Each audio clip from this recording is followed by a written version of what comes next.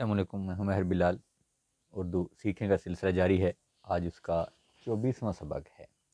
اس سے پہلے ہمارے 23 سبق ہو چکے ہیں جو آپ کو علم اجالا اردو اس نام سے فیس بک اور یوٹیوب دونوں پر دستیاب ہیں۔ آج ہم ہے کے الفاظ پڑھنے جا رہے ہیں۔ سب سے پہلا جو لفظ ہے ہمارے پاس وہ ہے حب۔ یہ ہے کا سرا ہوتا ہے، اتنے ہی ہم لکھتے ہیں۔ جب اس کو آدھی شکل میں لکھنا ہوتا ہے تو ہے کے ساتھ ہم بے ملاتے ہیں تو حب بنتا ہے۔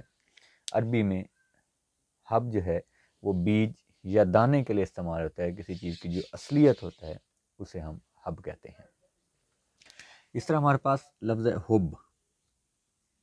یہ بھی عربی کا لفظ ہے اور بے کا مرکب ہے حب، جس کا مطلب ہوتا ہے محبت، شوق، لگن۔ ان معنوں میں یہ استعمال ہوتا ہے، جس طرح حب الہی، حب رسول۔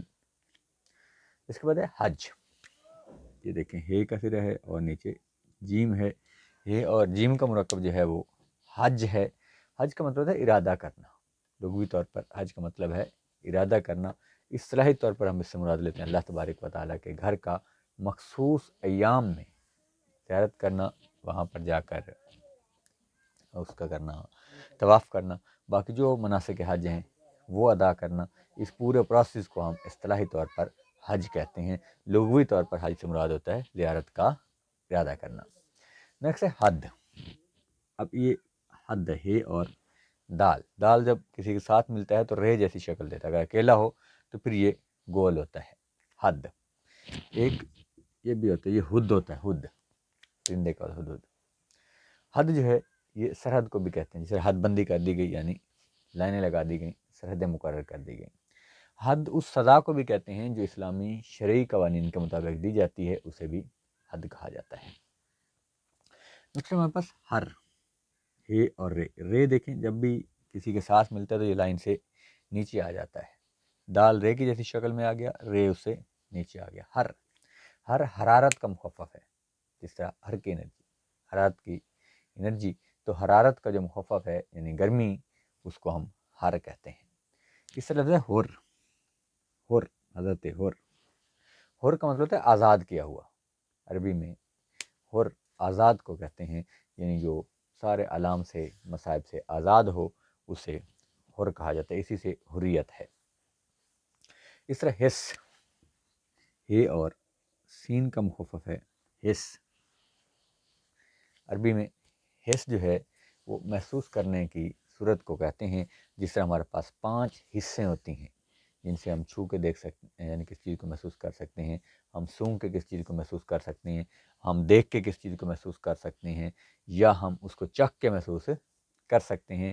تو یہ 5 حصے ہیں جن سے ہم اس کائنات کی چیزوں کو محسوس کر سکتے ہیں۔ تو اللہ تعالیٰ نے ایک نظام بنایا ہے حصوں کا۔ اس طرح آپ کے پاس ہے حظ۔ ہے اور زوئیں کا مرکب ہے حظ۔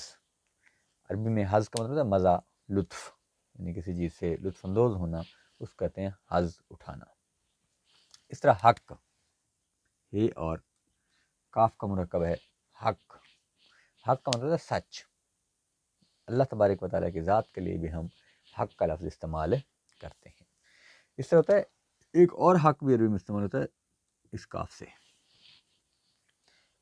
تو یہ حق ہوتا ہے چھیلنا، کھرچنا، یعنی کسی چیز کو ایسے ایسے کر رہے ہوں تو اس کو حق کہتے ہیں، یعنی کسی چیز کو چھیل کے یا کھرچ کے۔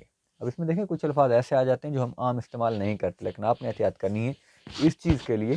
آپ یہ کہیں جی کہ اب ایسے الفاظ ہم پڑھی جا رہے ہیں جو ہمارے استعمال میں نہیں آتے، تو اس کا یہ مطلب نہیں کہ ہمارے استعمال میں نہیں ہے، مطلب یہ کہ ہم اس تک رسائی نہیں حاصل کر سکے ابھی تک۔ بس بہت سارے الفاظ ہیں جو کہیں نہ کہیں ہمیں ان سے واسطہ پڑ جاتا ہے، تو تب ہمارے لیے پریشانی بنتی ہے کہ اس کا کیا مطلب ہوگا۔